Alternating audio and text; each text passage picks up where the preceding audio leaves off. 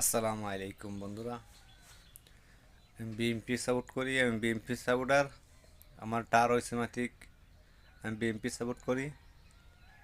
আমি অনেক দিন ধরে ভোট দেই নাই, বিএমপি নাই করি।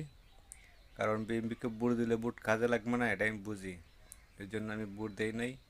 যাই কাজ 14-15 বছর পরে আবার আজকে ভোট দিলাম। এই ভোটটা যাই কাজে লাগলো আমার। আমি আমার মন থেকেই আমি বিশেষভাবে বলতেছি আমাদের লিডার বিএমপি তারেক জিয়াকে, আপনি ফাঁস হয়েছেন। আপনাকে আমরা গদি দেবো হয়েছি, আপনাকে আমরা সরকার বানাইছি।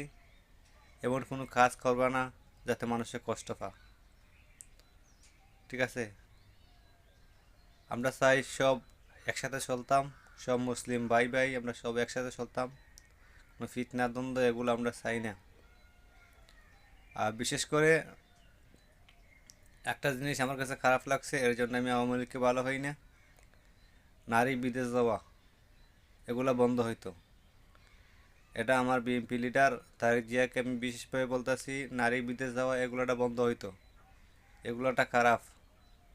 নারী বিদেশ গিয়া দেশ উন্নত হইতাছে, আর হাজার হাজার পুরুষ সংসার নষ্ট হইতাছে, বনে জঙ্গলে কান্তাছে।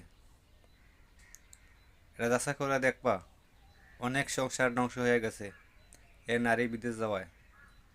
আমি বিশেষভাবে আপনাকে অনুরোধ করে বলতাছি, আমাদের লিডার তারেক জিয়াকে নারী বিদেশ যাওয়া এগুলোটা বন্ধ হইতো। এগুলো আমি বন্ধ চাই।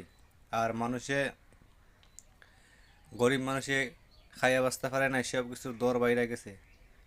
সব কিছুর দর লামাইবা, বিশেষ করে এই গ্যাসের দরটা লামাইবা। আমাদের মতো অনেক গরিব অনাহারে মরতাছে, খাবার খাইতে পারছে না। 500 টাকা ইনকাম কইরা কিছু হয় না।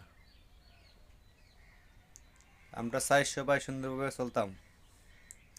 আর আমি মন থেকে মানি, আমি বিএমপি সাপোর্ট করি। BMP supporter. আর আবার আমার কোনো জবও নাই, কোনো পার্টি বিটি আমি করি নাই।